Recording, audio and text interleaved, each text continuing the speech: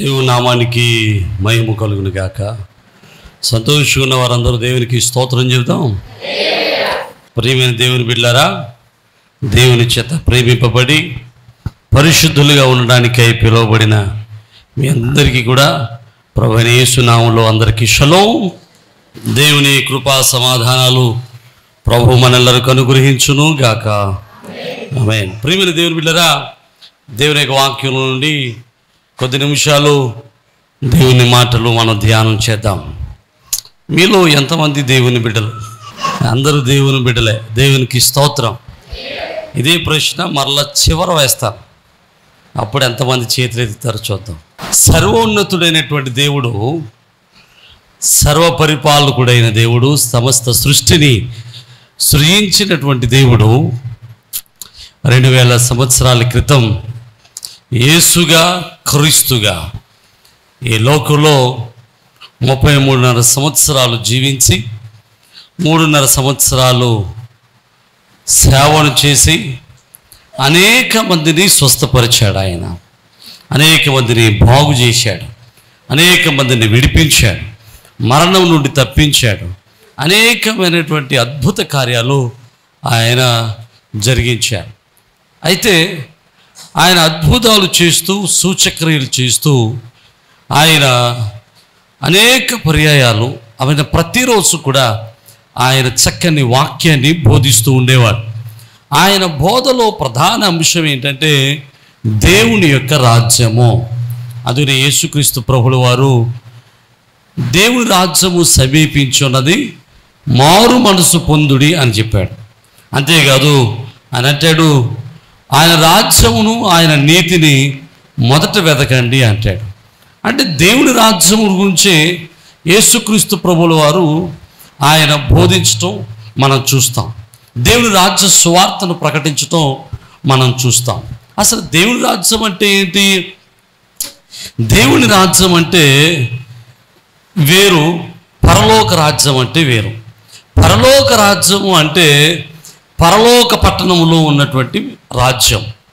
దేవుని రాజ్యం అంటే అక్కడ నుండి దేవుడు పరిపాలిస్తున్న ప్రతిదీ దేవుని రాజ్యమే. దేవునికి స్తోత్రం. ప్రియమైన దేవుని బిడ్డలారా, దేవుని రాజ్యము, ఇప్పుడు మనము దేవుని రాజ్యములో ప్రవేశించాలని యేసు వారి యొక్క ఉద్దేశం. దేవుని యొక్క రాజ్యములో మనం ఉండాలనేటువంటిది దేవుని ఉద్దేశం. అంటే మనం దేవుని రాజ్యములో ఉండటం అంటే ఏంటి అని ఒకసారి క్లుప్తంగా మనం ఆలోచన చేస్తే, దేవుని రాజ్యం అంటే దేవుని యొక్క అధికారం కిందకి రావటం.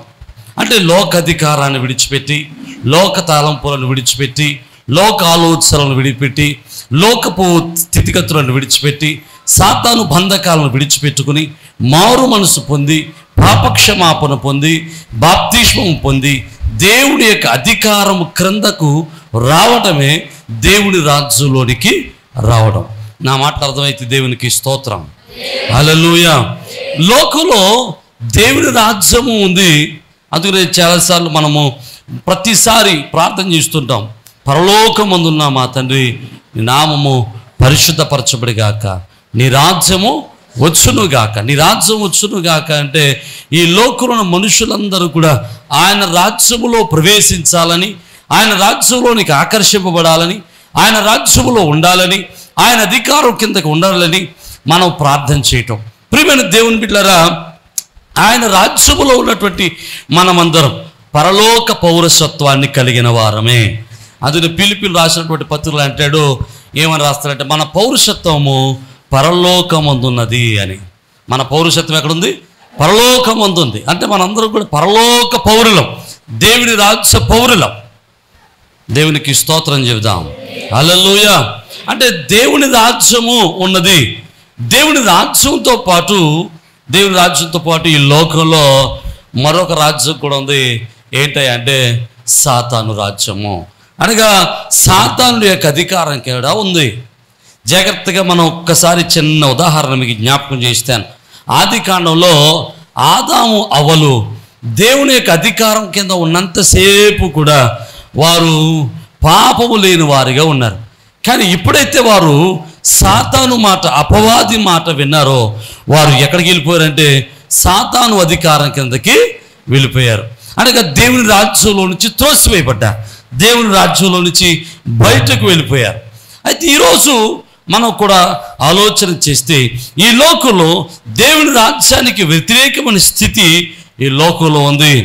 అది అపవాది ప్రభావము, అది మనుషుల్ని దేవుని రాజ్యానికి దూరం చేయడమే దాని యొక్క ప్రధాన ఉద్దేశం. అది పౌలు గలతీయులకు రాసినటువంటి పత్రికలో 5వ అధ్యాయము 19వ వచనం నుండి 21వ వచనం వరకు ఒక చక్కటి మాట వ్రాస్తూ ఉంటాడు. ఆ మాట చూడండి. శరీర కార్యములు స్పష్టమై ఉన్నవి, అవేవనగా జారత్వము, అపవిత్రత, కాముకత్వము, విగ్రహారాధన, అభిచారము, ద్వేషము, కలహము, మత్సరములు, క్రోధములు, కక్షలు, భేదములు, విమతములు, అసూయలు, మత్తతలు, అల్లరితో కూడినటువంటి ఆటపాటలు మొదలైనవి. వీటిని గూర్చి నేను మునుపు చెప్పిన ప్రకారము ఇటు వాటిని చేయువారు దేవుని రాజ్యమును స్వతంత్రించుకొనరని మీతో స్పష్టంగా చెబుతున్నాను. అంటే ఈ శరీర కార్యాలు ఎవరైతే చేస్తారో, ఈ శరీర కార్యాలను ఎవరైతే అనుభవిస్తారో, ఈ శరీర కార్యాలు ఎవరైతే పాలు పంపులు పొందుతారో వారు దేనికి పాత్రులు కాదట, దేవుని రాజ్యానికి పాత్రులు కారు. దేవుని రాజ్యాన్ని వాళ్ళు స్వతంత్రించుకోలేరు, వారు దేవుని రాజ్యానికి ఏమాత్రం కూడా అర్హులు కారు. నా మాటలు అర్థమైతే దేవునికి స్తోత్రం. అంటే శరీర కార్యాలు చేసేవారు దేవుని రాజ్యానికి అర్హులు కాదు. మరి దేవుని రాజ్యానికి అర్హులు కాబట్టి దేనికి అర్హులేలో?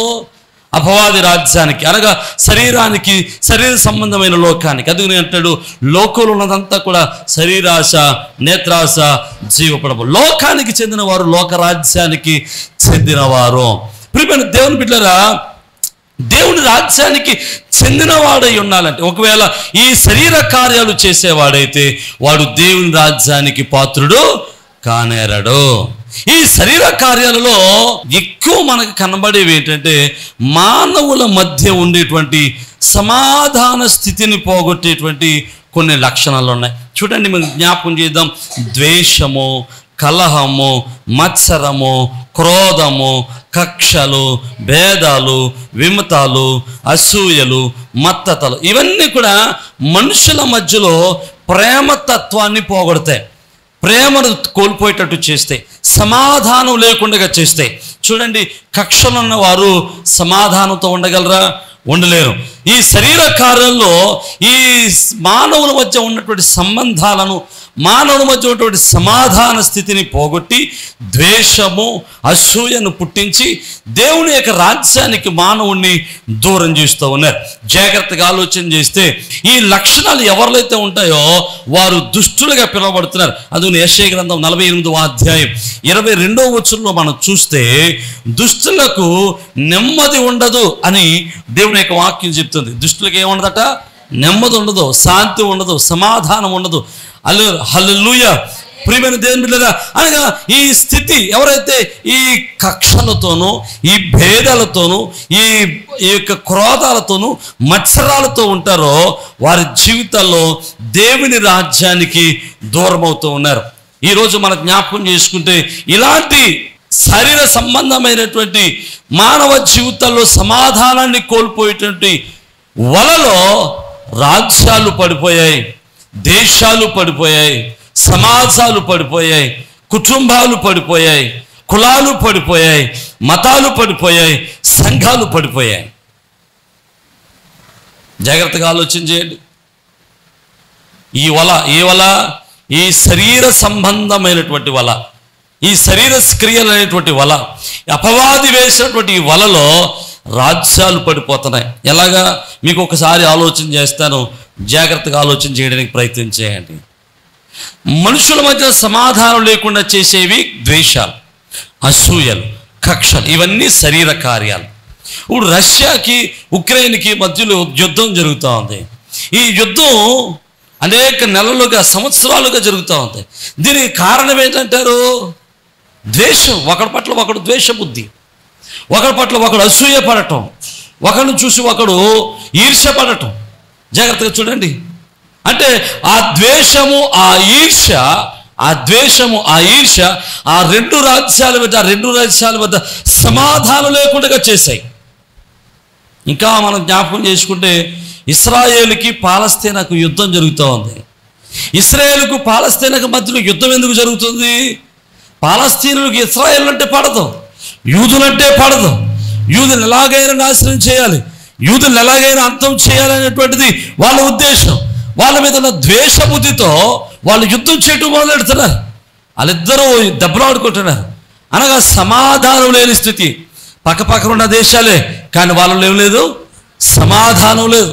అంతెందుకండి, మొన్న 16వ తారీఖున పహల్గామాలో కొంతమంది పాకిస్తాన్కి చెందినటువంటి ఉగ్రవాదులు వచ్చి భారతదేశంలో ఉన్నటువంటి కొంతమంది టూరిస్టులని ఇంచుమించు 30 మందిని కాల్చి చంపేశారు. ఇది చాలా చాలా దయనీయమైనటువంటి స్థితి, ఖండించవలసినటువంటి స్థితి. వారు హిందువులను చూడలేదు, క్రైస్తవులను చూడలేదు. వాడు భారతీయుడైతే చాలు వాడిని చంపేశారు. క్రైస్తవులు కూడా చచ్చిపోయారు. అందులో క్రైస్తవులు కూడా చనిపోయిన వారు ఉన్నారు. చాలామంది అంటున్నారు మీరు హిందువుల ముస్లింలు అడిగి చంపేయారు అని. ఏమో అక్కడ అడిగారో లేదో తెలియదు, కానీ అందులో క్రైస్తవులు కూడా ఉన్నారు. క్రైస్తవులు కూడా చంపబడ్డారు. క్రైస్తవులు చంపబడినా, హిందువులు చంపబడినా ఆ చర్య ఖచ్చితంగా చాలా బాధాకరమైన సంగతి. మనందరం కూడా విచారించదగినటువంటి విషయం. ఖచ్చితంగా దానికి సమాధానం భారతదేశం తగిన రీతిలో చెప్పాల్సినటువంటి విషయం అది. ప్రియమైన దేవుని బిడ్డలకు జ్ఞాపకం చేసుకుందాం. ఎందుకు ఈ ద్వేషం, ఎందుకు ఈ విధంగా ఉగ్రవాదులు వచ్చి భారతదేశంలో ఉన్న ప్రజలను చెప్పాల్సి వచ్చింది? ద్వేషం. ఆ దేశం అంటే మాకు పడదు, ఆ దేశ ప్రజలంటే మాకు పడదు. అందువలన వాళ్ళు వచ్చి భారతదేశంలో ఉన్నటువంటి ప్రజలను చంపడం మొదలు పెడతా ఉన్నారు. ఎందుకు? ద్వేషము, అసూయ, కక్ష. ఇవన్నీ శరీర సంబంధమైన క్రియలు మనుషుల మధ్య సమాధానం లేకుండా చేస్తున్నాయి. ఇప్పుడు ఏం చేస్తుంది? భారతదేశం తీసుకున్నటువంటి నిర్ణయాలకు పాకిస్తాన్ విలవిలలాడిపోతుంది. సింధు యొక్క జలాలు కట్టేశారు, నీళ్ళు వెళ్ళకుండా చేశారు. కొన్ని వందల ఎకరాలకు నీళ్ళు అందటం లేదు, కొన్ని వందల మందికి త్రాగునీరు లేదు. ఇంకా ఎగుమతులు ఆపేశారు. చాలా విషయాల్లో పాకిస్తాన్కి వెళ్ళవలసినటువంటి ఆర్థిక సహాయాన్ని భారతదేశం ఆపింది. ఈ పరిస్థితి ఎందుకు తెచ్చుకున్నారంటే ద్వేషం వలన, అసూయ వలన. సమాధానం లేదు. పక్కపక్కన ఉన్న దేశాలే కానీ ద్వేషం వలన సమాధానాన్ని కోల్పోయారు. జాగ్రత్తగా ఆలోచన చేయండి. ఈ ద్వేషాలు, ఈ శరీర సంబంధమైనటువంటి ఆలోచనలు, ఈ శరీర సంబంధమైనటువంటి క్రియలు, ఈ శరీర సంబంధమైన ఆలోచనల వలన దేశాలే కాదండి పాడైపోతుంటా, దేశంలో ఉన్నటువంటి సమాజాలు పాడైపోతా ఉన్నాయి. ఎలాగా? క్రైస్తవ మతం అంటే హిందూ మతానికి పడదు. ఏమండి, హిందువులకు ముస్లింలు అంటే పడదు. భారతదేశంలో చూడండి, 3 కులాలు 3 మతాలు కలిసికట్టు బ్రతికేవి. కానీ ఎవడో రాజకీయ లబ్ధి కోసం ఈ మతాల మధ్యలో ద్వేషాన్ని పుట్టిస్తే ఇప్పుడు ద్వేష బుద్ధి ఎక్కడి వరకు వచ్చిందంటే మతాలు కొట్టుకునే వరకు వచ్చింది, ఒకరినొకరు చంపుకునే వరకు వచ్చింది. ఎందుకు? సమాధానం లేదు. ఒకే దేశంలో బ్రతుకుతున్నాం, ఒకే గాలి పీలుస్తున్నాం, కానీ ఏం లేదండి, సమాధానం లేదు. ఆ ద్వేష బుద్ధి ఎక్కడి వరకు వచ్చిందంటే కులాల వరకు వచ్చింది. మతాల దగ్గర నుంచి ఎక్కడి వరకు వచ్చేసింది? కులాల వరకు వచ్చింది. కులాల మధ్యలో ద్వేష బుద్ధి, కులాల మధ్యలో అసూయ, కులాల మధ్యలో ద్వేష బుద్ధి, కక్షలు, విమతాలు. ఒకే ఊర్లో ఉంటారు, ఒకే పట్టణంలో ఉంటారు, ఒకే గ్రామంలో ఉంటారు, కానీ ఒకడంటే ఒకడికి పడదు. ఈ కులపోడికి ఆ కులపోడు ఇల్లు అద్దెకేవాడు, ఈ కులపోడు ఆ కులపోడిని చేర్చుకోవడం, ఓ కులపోడు కంటే ఇంకో కులపోడికి లోకువా. ఎందుకని? ద్వేష బుద్ధి, అసూయలు. కులాల వరకు వచ్చేసి, కులాల దగ్గర నుంచి ఈ ద్వేష బుద్ధి ఎక్కడికి వచ్చిందంటే సంఘాల్లోనికి కూడా వచ్చేసి. ఏ సంఘం? క్రైస్తవ సంఘాల్లోనికి కూడా వచ్చింది. ఈ సంఘం అంటే ఆ సంఘానికి పడదు, ఒక సిద్ధాంతం వాటి ఇంకో సిద్ధాంతం వాడికి పడదు. అక్కడ నుంచి ఎక్కడికి వెళ్ళిపోతుంది తెలుసా? కుటుంబాల్లోనికి వచ్చేసింది. కుటుంబాల్లో తల్లిదండ్రులు అంటే పిల్లలకు పడదు, పిల్లలు అంటే తల్లిదండ్రులు పడదు. అన్నదమ్ములకి సమాధానం లేదు, కక్షలు, ద్వేషాలు, అసూయలు. జాగ్రత్తగా ఆలోచన చేస్తే అత్త కోడలకు పడదు, అల్లుడికి మంగారికి పడదు. కుటుంబంలో ఉన్న వారికి ఒకరినొకరికి సమాధానం ఉంది. ఒకే ఇంటి కింద ఉంటారు, ఒకే రూఫ్ కింద ఉంటారు, కానీ సమాధానం లేని స్థితి. సమాధానం లేని స్థితి, సమాధానం లేని స్థితి, ఐక్యత లేని స్థితి, సమాధానం లేకుండా బ్రతుకుతున్నాం. ఎందుకంటే శరీర కార్యాలు దేవుని రాజ్యానికి విరుద్ధమైనవి. దేవుని రాజ్యానికి విరుద్ధమైన కార్యాలు అపవాది మనుషులోనికి చొచ్చింపజేసి వాళ్ళు దేవుని రాజ్యానికి దూరము చేస్తా ఉన్నాడు. నా మాట అర్థమవుతున్న వారు దేవునికి స్తోత్రం చెప్పండి. హల్లెలూయా, హల్లెలూయా. దేవునిలారా, సమాధానం లేని స్థితి, ఆనందం లేని స్థితి, ఐక్యత లేనటువంటి స్థితిలో మానవుడు బ్రతుకుతూ ఉన్నాడు. ఇలాంటి పరిస్థితిలో దేవుని రాజ్య పౌరుడిగా మనందరూ కూడా దేవుని రాజ్య పౌరులమే, మనందరూ కూడా క్రీస్తు రాజ్య పౌరుల వారసులమే. అయితే మనం చేయాల్సిన పని ఏంటి, మనం ఎలా ఉండాలి అని దేవుని వాక్యం చెప్తుందో ఒకసారి మనం జ్ఞాపకం చేసుకుందాం. చూడండి, మత్తయి రాసిన సువార్త 5వ అధ్యాయము 9వ వచనాన్ని మనం చదువుకుందాం. సమాధానపరుచువారు ధన్యులు, వారు దేవుని కుమారుడు అనబడతారు. దేవునికి స్తోత్రం చెబుతాం. సమాధానపరుచువారు ధన్యులట, వారు దేవుని కుమారుడు అనబడతారు. ఎప్పుడైతే లోకంలో సమాధానం లేదో, ఎప్పుడో లోకంలో సమాధానం కొరవైందో, ఎప్పుడైతే కుటుంబాల్లో సమాధానం కొరవైందో, ఎప్పుడైతే కుటుంబాల్లో ఐక్యత కొరవైందో, ఎప్పుడైతే అన్నదమ్ముల మధ్య ఐక్యత కొరవైందో, ఎప్పుడైతే అన్నదమ్ముల మధ్యన అక్క చెల్లుల మధ్యన, తల్లిదండ్రుల మధ్యన, ఆ యొక్క అత్తమామల మధ్యన, అత్త కోడల మధ్యన ఎప్పుడైతే సమాధానం అనేటువంటిది కొదువైందో, దేవుని రాజ్య పౌరులు చేయాల్సిన పని ఏంటంటే సమాధాన పరిచేవారిగా ఉండాలి. దేవునికి స్తోత్రం చెబుతారు. హల్లెలూయా. సమాధాన పరుచువారు ధన్యులు. మీరు సమాధాన పరచాలి అంటే 2 విషయాలు అక్కడ జరగాలి. ఒకటి, మనలో మనము సమాధానం కలిగిన వారిగా ఉండాలి. అర్థమైతే దేవునికి స్తోత్రం చెప్తాం. హల్లెలూయా. మొదట మనం అందరితో సమానంగా ఉండాలి. రెండవది, మనం అందరినీ సమాధాన పరచగలగాలి. దేవునికి వాక్యంలో మనం జాగ్రత్తగా ఒకసారి మనం ఆలోచించేద్దాం. చూడండి, కొరింథీయులకు రాసినటువంటి పత్రిక, మొదటి పత్రిక 7వ అధ్యాయము 17వ వచనంలో ఒక చక్కటి మాట రాయబడుతుంటే చూడండి. అయితే ఎడబాయవచ్చును,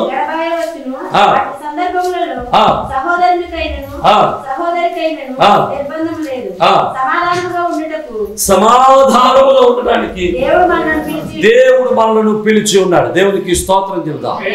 మనందరం ఎలా ఉండాలని దేవుడు పిలిచాడంటే సమాధానం ఉండడానికి పిలిచాడు.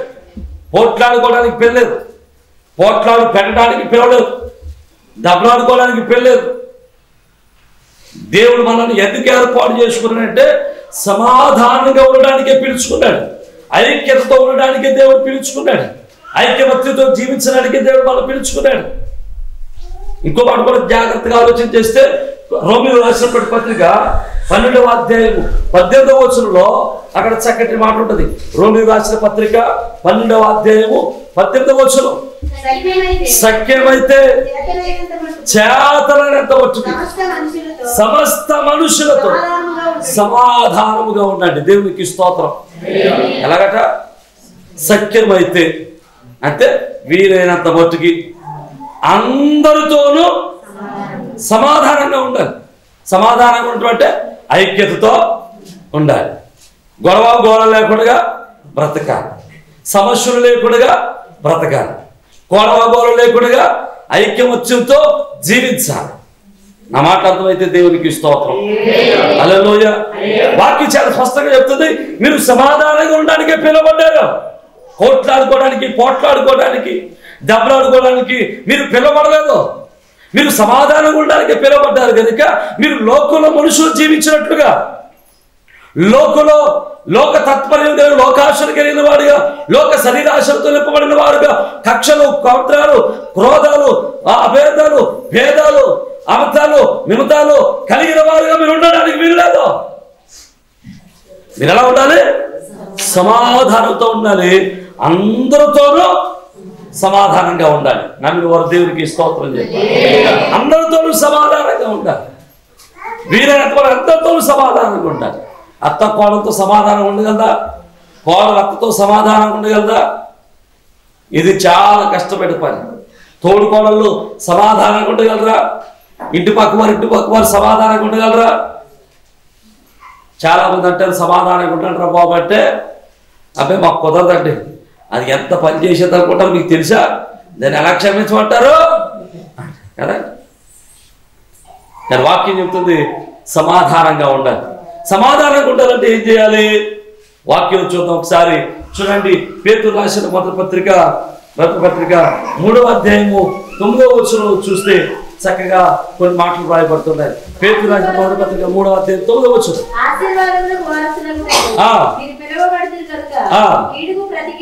కీడుకు ప్రతి కీడైనను దూషణకు ప్రతి దూషణైనను చేయక దీవించుడి. దేవునికి స్తోత్రం.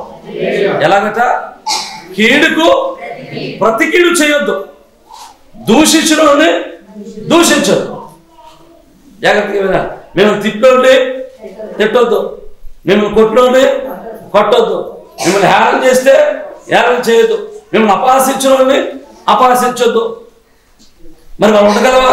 వాక్యం ఏం చెప్తుందంటే మీరు సమాధానంగా ఉండాలంటే ఇలా చేయండి. మీరు సమాధానంగా ఉండాలంటే తిట్టోడు తిట్టొద్దు, కొట్టోడు కొట్టొద్దు, అవమానపరచొద్దు. ఉండగలవా అంటే ఉండాలి. అదే వాక్యం అంటాడు, ఆత్మఫలం ఏమనగా ప్రేమ, సంతోషము, సమాధానం. ఆత్మఫలం ఏంటి? సమాధానం, ప్రేమ, సంతోషం, సమాధానం. ఇంకా 9 ఉన్నాయి. 9 ఫలం ఉంది. ఈ ఆత్మఫలాన్ని మనం కలిగి ఉండటం సమాధానంగా ఉండటమే. బైబిల్ గ్రంథంలో ఒక 3 ఉదాహరణలు మీకు జ్ఞాపకం చేస్తాను సమాధానం ఉండడానికి ఎలా ఉండాలి.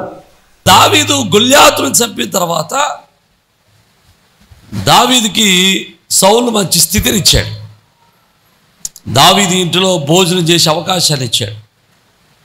దావీదును హెచ్చించాడు. కానీ దావీదు మీద సౌలుకి ఈర్ష్య ఉంది. ఏంటి ఆ ఈర్ష్య అంటే, దావీదు సౌలు తర్వాత దావీదు రాజైపోతాడేమన్న భయం. దానివల్ల దావీదుని ఎలాగైనా చంపాలి, దావీదుని ఎలాగైనా చంపేయాలి అని దావీదు మీద అనేక పర్యాయాలు ఈట విసిరాడట. అనేక పర్యాయాలు హత్యాయత్నాలు చేశాడట. మీకు బైబిల్ బాగా చదివితే మీకు అర్థమవుతుంది. ఒక ప్రక్కన దావీదును సౌలు చంపడానికి చూస్తూ ఉంటుంటే సౌలును దావీదు ప్రేమిస్తూనే ఉండేవాడు. ఎప్పుడు కూడా సౌలు నన్ను చంపడానికి చూస్తున్నాడు కదా అని దావీదును విడిచిపెట్టి పారిపోలేదు. ఆ ఇంట్లో భోజనం చేయడానికి వెళ్తానే ఉండేవాడట. నా మాటలు అర్థమైతే దేవునికి స్తోత్రం. అయితే ఒకరోజు దావీదును సౌలు తరుముకుంటూ వెళ్తూ ఉన్నాడు. దావీదును సౌలు తరుముకుంటూ వెళ్తూ ఉన్నప్పుడు దావీదు ఒక గుహలో దాక్కున్నాడు. ఒక గుహలో దాక్కుంటే దావీదు తరుముకుంటూ వచ్చినటువంటి సౌలు బాత్రూమ్కి వెళ్ళాల్సి వచ్చింది. మరి బాత్రూమ్కి వెళ్ళినప్పుడు బాడీ గార్డులు రారు కదండి, ఒంటరిగా వెళ్ళాల్సి వచ్చేది. ఆ ఒంటరిగా ఎక్కడికి వెళ్ళాల్సి వచ్చేదంటే దావీదు ఏ గుహలో అయితే దాక్కున్నాడో అక్కడికే వెళ్ళాల్సి వచ్చేది. అయితే దావీదు లోపల ఉన్నాడన్న సంగతి సౌలుకి తెలియదు. సౌలుతో దావీదుతో ఉన్న దావీదు స్నేహితులు అంటున్నారు, దావీదా నీ చేతికి నీ శత్రువును దేవుడు అప్పగించాడు, సౌలుని వేసేయమంటావా అంటే దావీదు అంటాడు, అతడు దేవుని చేత అభిషేకింపబడిన వాడు, అతన్ని చంపడం వల్లదో, నువ్వు చంపొద్దు నేను చంపనంటాడు. దేవునికి స్తోత్రం చెప్దాం.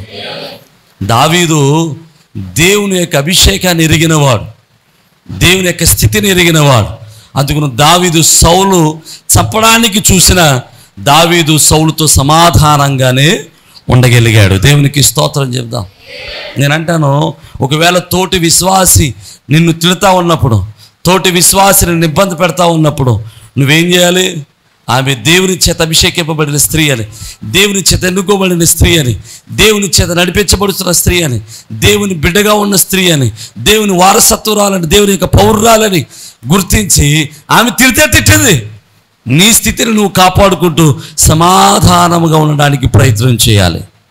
నమ్మితే దేవునికి స్తోత్రం చెబుదాం. హల్లెలూయా. పగ తీర్చుకోవడం ఎవరి వంతట? దేవుని వంతు, దేవుని పని. నువ్వు పగ తీర్చుకోవద్దు, పగ తీర్చుకోవడం నా పని అంటాడు. కానీ పగ తీర్చుకోవడం ఎవరి పని? దేవుని పని. ఈ రెండో విషయాన్ని కూడా మీకు జ్ఞాపకం చేస్తారు. దావీదు రాజు అయిన తర్వాత అబ్షాలోము రాజ్యాన్ని స్వతంత్రించుకుంటాడు. అబ్షాలోము భయపడి దావీదు దేశాన్ని విడిచిపెట్టి అరణ్యంలో పారిపోతూ ఉంటాడు. అలా పారిపోతూ ఉన్న సందర్భంలో షిమ్మి అనేటువంటి ఒకడు ఉంటాడు. షిమ్మి అని పేరు. 2వ సమూయేలు చదవండి ఆ మాట. 2వ సమూయేలు 16వ అధ్యాయము 5వ వచనం నుంచి మాటలన్నీ రాయబడతా ఉంటాయి. అక్కడ చదివితే షిమ్మి అనేవాడు, ఈ షిమ్మి నరహంతకుడా, దుర్మార్గుడా, చీపు చీపు.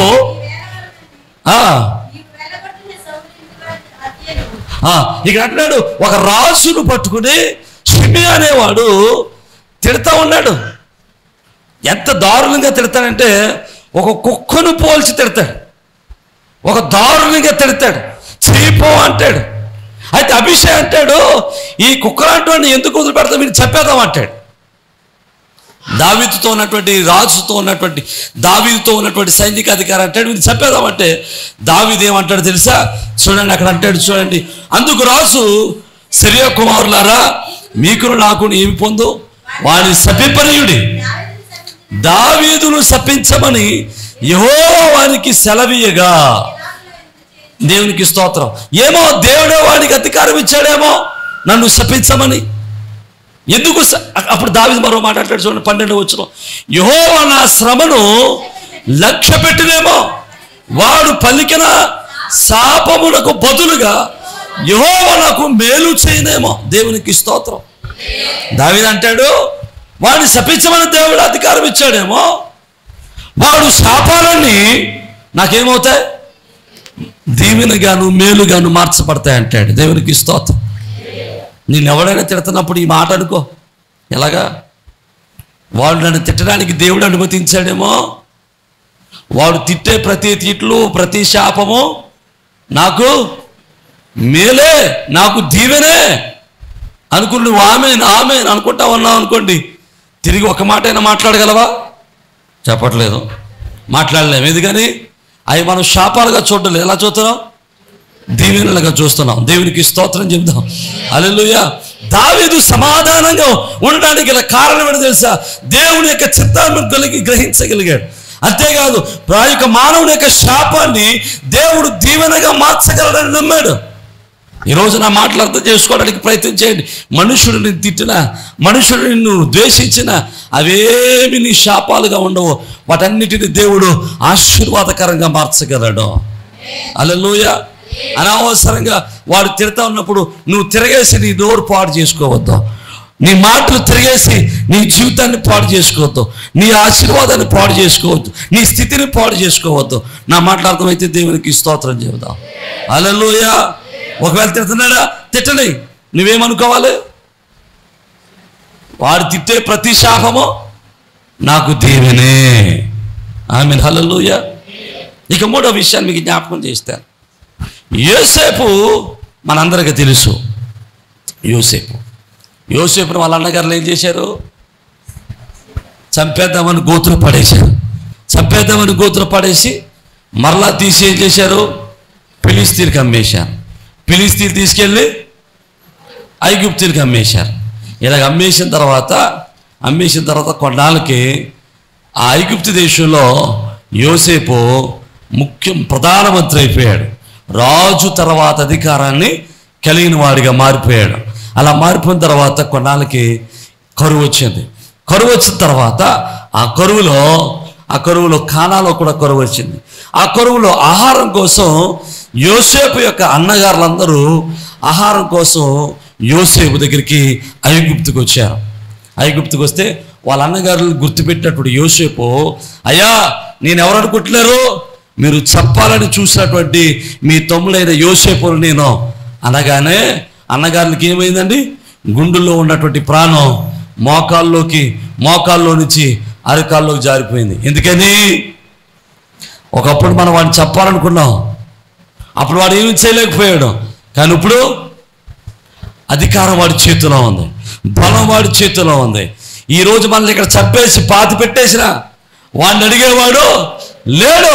మన ప్రాణానికి ప్రమాదం ఉంది, ఇప్పుడు మనల్ని ఏం చేస్తాడో అని చెప్పి అన్నగారులు భయపడిపోతున్నప్పుడు యేసేపు ఒక మంచి మాట అన్నాడు. చూడండి, చూద్దాం. ఆదికాండం 45వ అధ్యాయం, ఆదికాండం 45వ అధ్యాయం 5వ వచనం. అయినను నేను ఇక్కడికి వచ్చినట్లు మీరు నన్ను అమ్మివేసినందుకు దుఃఖపడకూడదు, అది మీకు సంతాపం పుట్టింపనివ్వకుడి. ప్రాణరక్షణ కొరకు దేవుడు మీకు ముందుగా నన్ను పంపించాను. దేవునికి స్తోత్రం. యోసేపు అర్థం చేసుకున్నాడు, ఆ రోజు అన్నగారు నన్ను నమ్మేశారంటే నా మీద ద్వేషంతో కాదు, వాళ్ళకు ద్వేషం ఉంటే ఉంది, కానీ దాని వెనకాల దేవుని చిత్తం ఉంది, దేవుని ప్రణాళిక ఉంది, దేవుని యొక్క ఆలోచన ఉంది.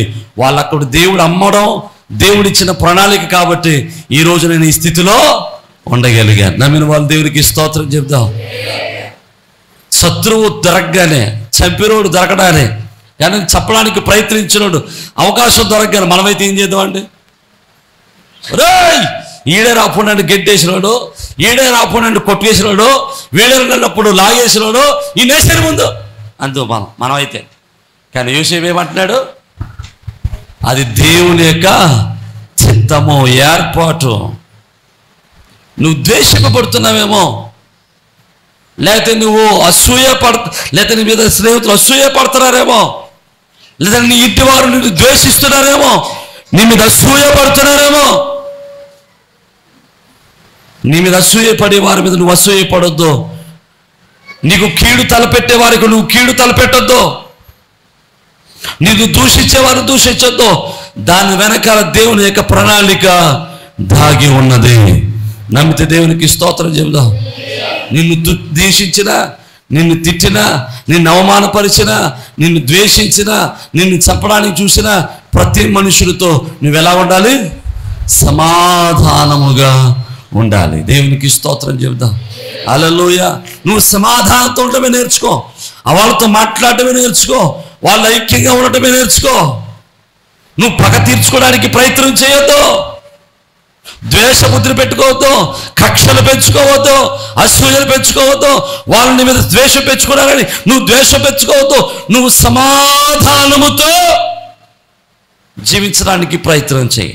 నా మాట అర్థమైతే దేవునికి స్తోత్రం చెబుదామా? హల్లెలూయా, హల్లెలూయా. మొట్టమొదటిగా మనము సమాధానముతో ఉండాలి, మనం సమాధానంగా ఉండాలి. రెండవది, మనం చేయాల్సిన పని ఏంటో తెలుసా?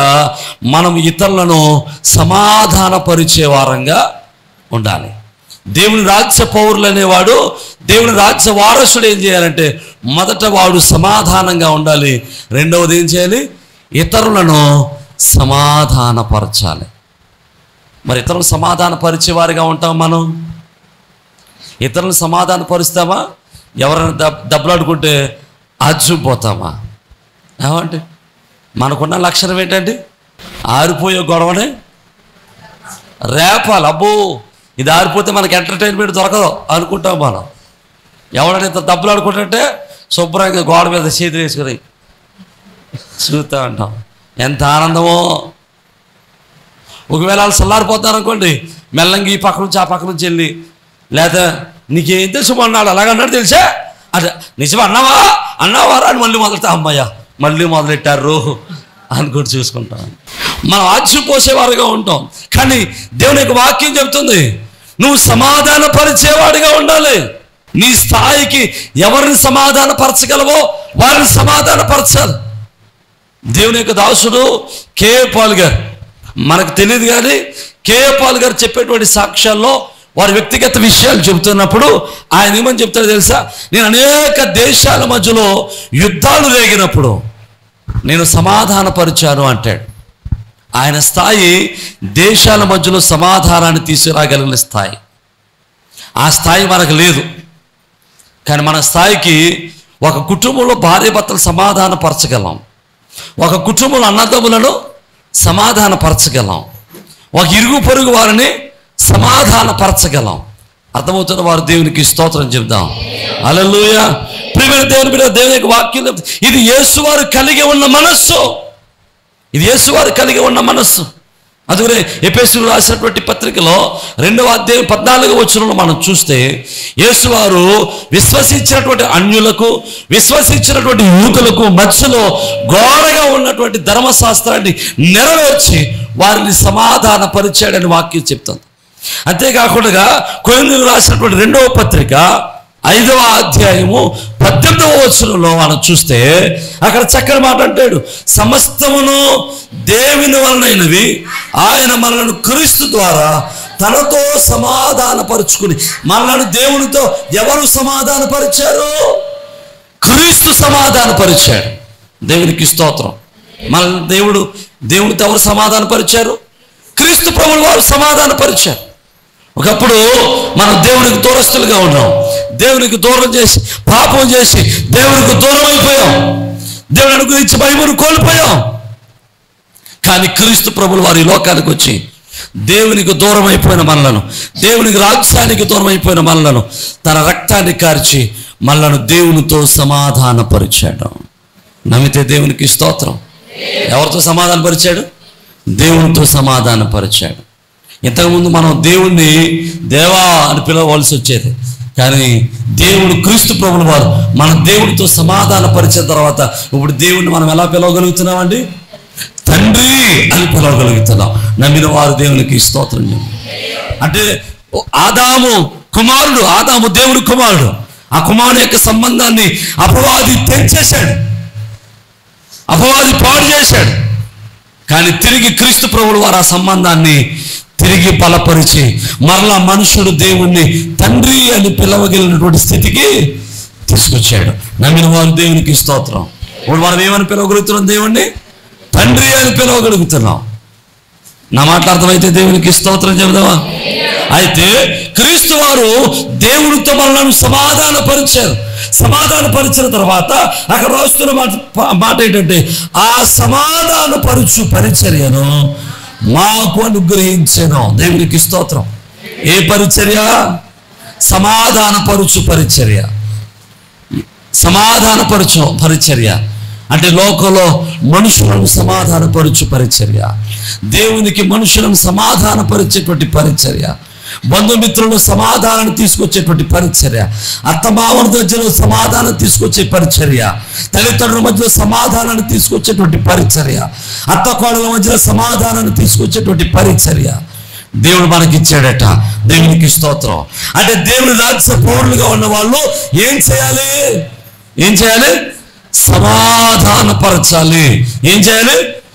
చెప్పట్లేదు, నా మాట అర్థం అవట్లేదు మీకు? సమాధానపరచాలి.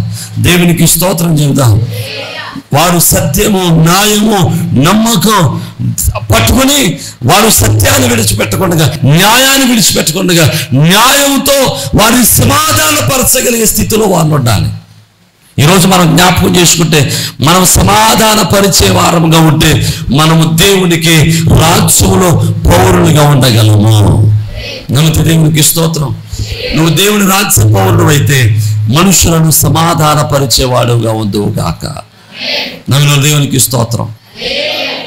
మొదట ఏం చేయాలి? మనం సమాధానంగా ఉండాలి. అంటే మనం ద్వేషించినా మనం ప్రేమించాలి, మనం మోసం చేసినా మనం ప్రేమించాలి, మనల్ని అవమానపరిచినా మనం ప్రేమిస్తూనే ఉండాలి. నా జీవితంలో అలాంటి ఎన్నో జరిగాయి. నన్ను ద్వేషించిన వాడిని నేను ప్రేమిస్తాను, నన్ను అవమానపరిచిన వాడిని ప్రేమిస్తాను, నన్ను మోసం చేసిన వాడిని ప్రేమిస్తాను, నన్ను పాడు చేయాలని చూసిన వాడిని ప్రేమిస్తాను. వాళ్ళ కోసం నేను ప్రార్థన చేస్తాను. ఎందుకో తెలుసా? నా పక్షాన్ని పగ తీర్చుకునే వాడు ఎవడో? దేవుడు. నాకెందుకు? నేను అందరితోనూ సమాధానంగా ఉంటాను. అలాగే ప్రతి క్రైస్తవుడు కూడా ఎలా ఉండాలి? సమాధానంగా ఉండాలి, సమాధానాన్ని కలిగి ఉండాలి. రెండవది, క్రైస్తవుడు సమాధానంగా ఉండటమే కాదు, ఏం చేయాలి? సమాధాన పరిచేవాడే ఉండాలి. ఇతరులకు సమాధానాన్ని పంచేవాడిగా ఉండాలి. ఇతరులను సమాధాన పరిచే స్థితిలో క్రైస్తవుడు ఉండాలి. నా మాట్లాడతామైతే దేవునికి స్తోత్రం చెబుతాం. అయితే సమాధాన పరిచే వారికి దేవుడు 3 రకాలైన ఆశీర్వాదాలు దాచిపెట్టాడు. ఆ 3 ఆశీర్వాదాలు నేను జ్ఞాపకం చేసి నేను ముగించడానికి ప్రయత్నం చేస్తాను. మొట్టమొదటిది చూద్దాం. సామెతల గ్రంథము 12వ అధ్యాయం 20వ వచనం చదువుకుందాం. సామెతల గ్రంథము 12వ అధ్యాయము 20వ వచనం. కీడు కల్పించు వారి హృదయంలో మోసం గలదు, సమాధాన పరుచుటకై ఆలోచన చెప్పేవారు సంతోషపడుతులగుతారు. దేవునికి స్తోత్రం చెప్దాం. ఎలాగండి? ఎవరికి సంతోషం? సమాధాన పరిచే ఆలోచన చెప్పేవారికి సంతోషం. దేవునికి స్తోత్రం చెప్దాం. చాలామంది నన్ను అడుగుతూ ఉంటారు, ఏమన్నా తెలుసా, మా అత్తగారు నా గురించి ఏమని చెప్పిందండి మీకు, మా కోళ్ళు ఏమని చెప్తుందండి మా గురించి మీకు. అప్పుడు నేనేం చెప్తాను తెలుసా, వాళ్ళు చెప్పినట్లో ఏదో మంచి ఉంటుంది, ఖచ్చితంగా ఏదో ఒకటి మంచిగానే ఉంటుంది. మా అత్తగారిని ఇంత అనుకున్నా కానండి, పొద్దున్న లేచి ఇల్లు మాత్రం తుడిచేద్దని మేము లెక్క ముందు అంటది కోళ్ళు. చెప్పి అప్పుడు నేను అత్తగారికి చెప్తారనమాట, మీ కోళ్ళు నాకు నీ గురించి చాలా చెప్పింది, ఏమని తెలుసా, పొద్దున్నే లేచి మీ కోడలు లెక్క మునిపే ఇల్లంతా తుడిచేస్తామంట కదా నువ్వు అని. అమ్మమ్మయ్యో కదా, నా కోడలు నా గురించి ఇంత మంచి మాట చెప్పిందా అన్నట్టు చూస్తుంది. దేవునికి స్తోత్రం. ఒక్కొక్కసారి కోడల గురించి అత్తగారు కోడల గురించి చెప్పిన తర్వాత నన్ను మాట్లాడతారు. నేను అప్పుడు అంటాను, నువ్వు నీ కోడల గురించి ఇంత చెబుతున్నావు, నీ అత్తగారి గురించి నువ్వు ఎంత చెబుతున్నావు, నీ కోడలి గురించి ఇప్పుడు ఇంత మాట కూడా హాయ్ బాబు, నిజమా అంటే దేవునికి స్తోత్రం. నిజంగా ఇలాగా చాలా పర్యాయాలు నేను ఎలా చెప్పడం వల్ల చాలామంది చాలా అత్తకాలంలో కలిసిపోయారండి. దేవునికి స్తోత్రం. హల్లెలూయా. అప్పుడు ఎంత ఆనందమో, నిజంగా ఎంత ఆనందం ఉంటుందో తెలుసా అండి. మీరు చూడండి, ఇద్దరు కలిపి చూడండి, చెడగొట్టుగా కలిపి చూడండి ఎంత ఆనందంగా ఉంటుందో. అదే అంటున్నాడు బైబిల్లో, సమాధాన పరిచేవారు సంతోషభరితులవుతారు. నమ్మితే దేవునికి స్తోత్రం చెప్దాం. మన వలన కుటుంబాలు కలవాలి, మన వలన కుటుంబాలు ఆనందంగా ఉండాలి, మనం వారిని చూసి ఆనందించేవారమై ఉండాలి. నమ్మిన దేవునికి స్తోత్రం చెప్దాం. హల్లెలూయా. రెండవది చూడండి. కీర్తన గ్రంథము 37వ కీర్తన 37వ చరణాన్ని చదువుదాం. 37వ కీర్తన 37వ చరణం.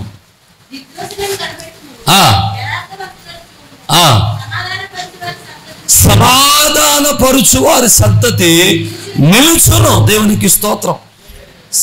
ఎవరైతే మనుషులను సమాధాన పరుస్తారో, మనుషుల మధ్యలో సమాధానాన్ని తీసుకొస్తారో వారి సంతతి ఏమవుతుందట?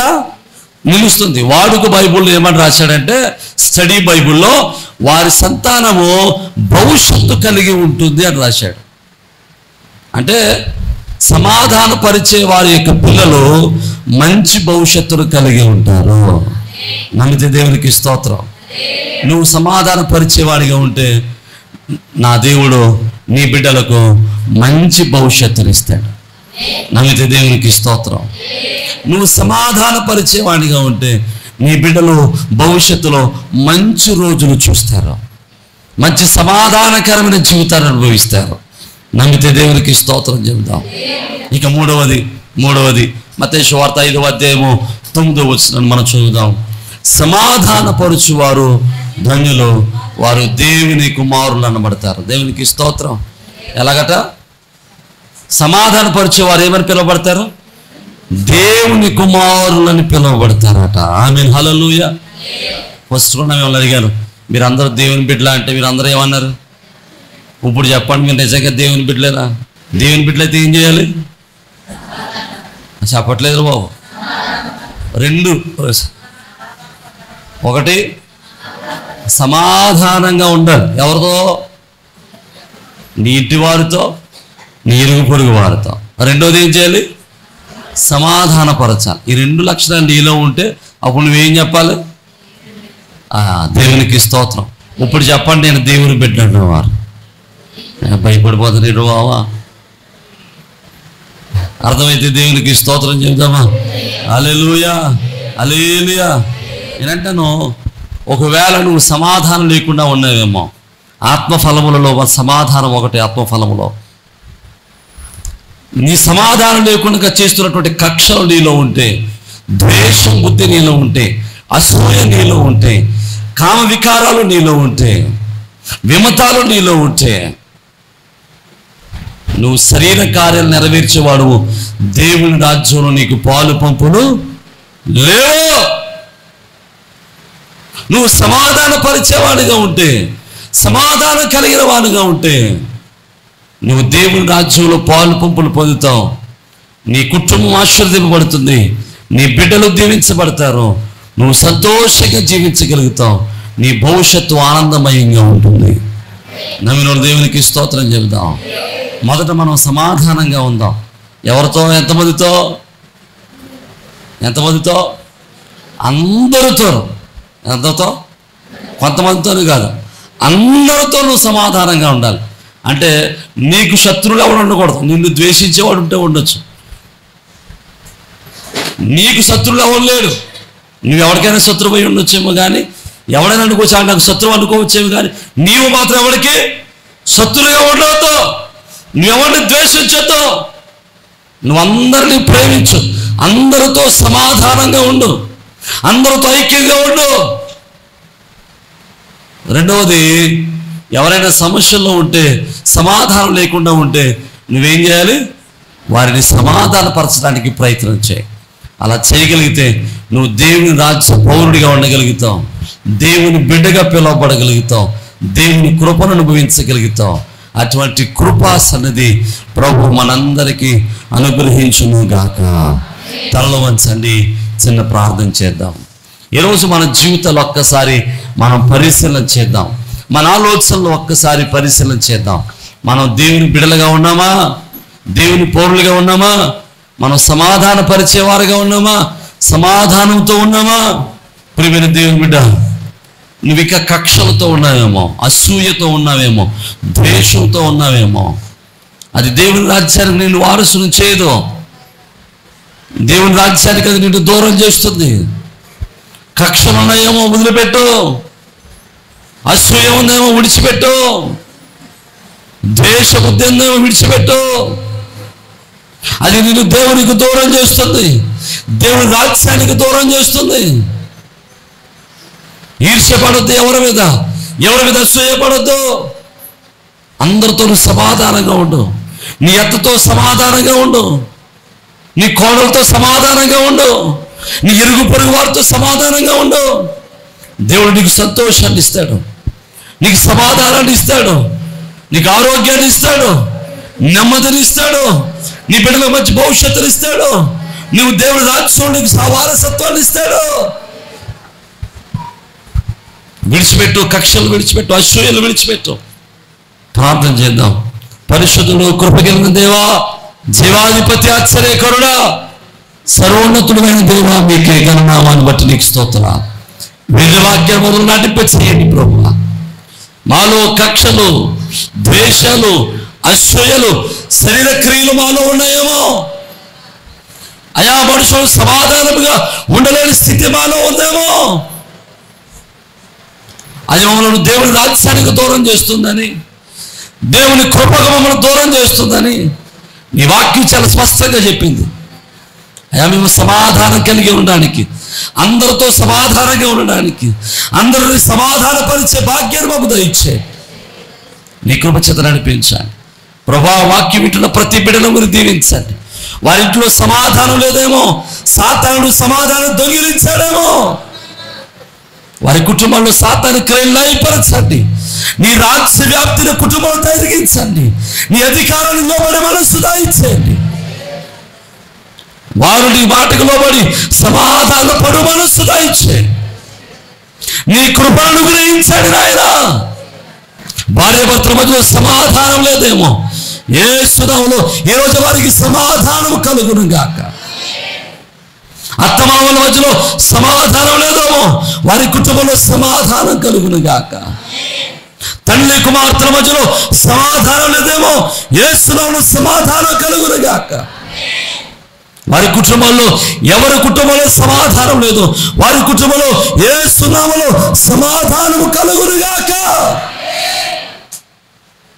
అయ్యా, ప్రతి కుటుంబంలో సమాధానంగా ఇచ్చేసి నీ కృప చేత నడిపించి మీరు మహిమ పొందమని వాక్యం వింటే ప్రతి కుటుంబంలో నీ సమాధాన కార్యాలు జరిగించమని, నీ బిడ్డలుగా వారిని అంగీకరించమని, అయ్యా నీ రాజ్య పౌరులుగా వారిని బలపరచమని యేసు పరిశుద్ధ నామమును బట్టి మిమ్మల్ని స్తుతించి వేడుకొనుచున్నాము మా పరమ తండ్రి. ఆమేన్.